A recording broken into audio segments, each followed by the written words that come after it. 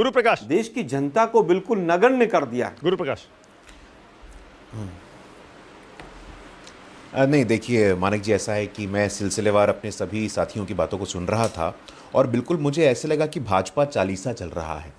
लोगों के ऑब्जर्वेशन की शुरुआत भाजपा को गाली देते हुए, लोगों के ऑब्जर्वेशन का अंत भाजपा को गाली देते हुए, यही दिक्कत है। देखिए मानिक जी, राजनीतिक विमर्श में अगर ऐसी अपरिपक्वता और ऐसा सतहपन आ जाए तो ये पॉलिटिकल डिस्कोर्स के लिए ठीक नहीं है। अभी हमारे कांग्रेस के वरिष्ठ साथी कह रहे थे उनको कोई मुसलमान नहीं दिखा।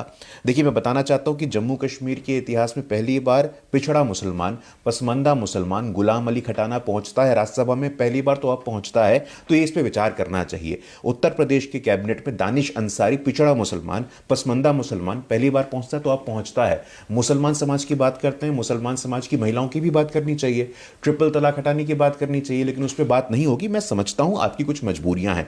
देखिए, परिवारवाद पे लगातार हम लोगों पे आक्रमण होता है। मानक जी, हमें लगता है कि आप भारतीय जनता पार्टी, भारतीय जनसंघ का इतिहास उठा के देखना चाहिए। कभी कोई पिता पुत्र, कभी कोई पिता पुत्री अध्यक्ष बना है क्या? नहीं बना है।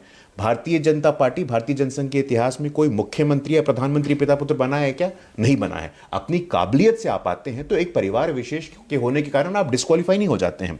अभी हमारे समाजवादी पार्टी के प्रवक्ता संस्कारों की बात कर रहे थे, बड़े वरिष्ठ हैं, मैं बड़ा सम्मान करता हूं अनुराग भैया का। आज मैंने उनका ट्विटर देखा कि शीर्षासन कर रहे थे, उल्टा लटक करके ढूंढ रहे थे कि समाजवादी पार्टी के सांसद कहां हैं, कोई जीता है कि नहीं जीता है, ये ढूंढ रहे थे। तो अनुराग भैया, थोड़ा और इंतजार करिए, आपकी संख्या मुझे लगता है लोकसभा में शून्य होने वाली है।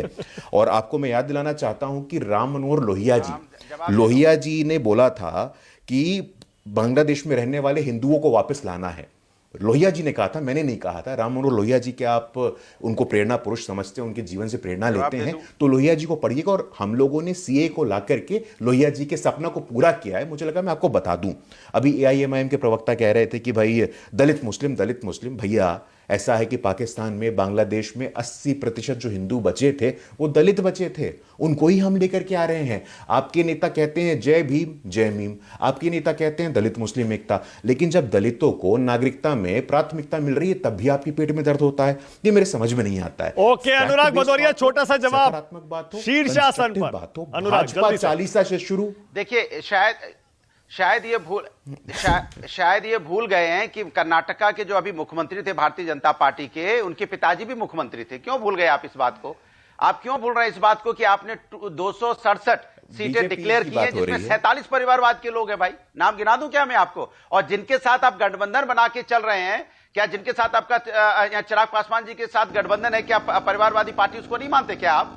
या निषाद पार्टी को नहीं मानते, अपना दल को नहीं मानते आप? या आप नहीं मानते, आप एनसीपी जो अजीत गुट है या शिवसेना जो है, किसकी बात करेंगे? आप तो दलदल में घुसे हुए हैं और दलदल में रह के कह रहे हो नहीं हम तो साफ सुथरे हैं भैया। ओके, टाइम खत्म हो रहा है। आदिल, एक क्लोजिंग कमेंट मैं आपको दे रहा हूं, क्योंकि आपने आज पंजाब की लिस्ट भी जारी की है। ये ओवैसी साहब की पार्टी जो यूपी बिहार में आ रही है, अगर दिल्ली में भी आ गई तो, या पंजाब में आ गई तो? देखिए, अभी भारतीय जनता पार्टी के प्रवक्ता ने कहा कि जिसके पास, जिनके वो लोगों को टिकट दिया गया जो उस लायक थे। मैं पूछ रहा हूं कि भैया जय शाह के पास कौन सी काबिलियत थी? उन्होंने, अरे मैं ओवैसी साहब की पार्टी पर पूछ रहा हूं। उस पर भी आ रहे हैं, उस पर भी आ रहे हैं। टाइम नहीं है मानक भाई 31 सेकंड सुन लीजिए। जय शाह जी के पास कौन सी काबिलियत थी, कहां से क्रिकेट खेलते थे कि उनको आपने बीसीसीआई का अध्यक्ष बना दिया? तो भाई साहब, कम से कम आप लोग भारतीय जनता पार्टी वाले परिवारवाद पर बात ना करें, भारतीय जनता पार्टी वाले भ्रष्टाचार पर बात ना करें। रही बात एमआईएम की, तो मानक भाई उस पर मुझे कुछ नहीं बोलना है। एमआईएम के बारे में अभी हमारे कांग्रेस के प्रवक्ता और समाजवादी पार्टी के प्रवक्ता ने बहुत अच्छी बात कही कि उनको अब क्या कहा जाए कुछ समझ नहीं आ रहा है। किस तरीके से पूरा देश देख रहा है कि किसके कहने पर क्या काम कर रहे हैं। आपने भी पूछा कि क्या कह रहे हैं दानिश, क्या कह रहे हैं? जल्दी से दानिश, 10 सेकंड। आप बोलिए। देखिए, हम तो यही समझना चाहते हैं कि आम आदमी पार्टी बोले, असद साहब के लिए बोलिए तो सही। हम तो ये कह रहे हैं कि चाहे अच्छा या बुरा बोलिए, आप बोलेंगे तो लोगों को समझ में आएगा कि आप क्या चाहते हैं।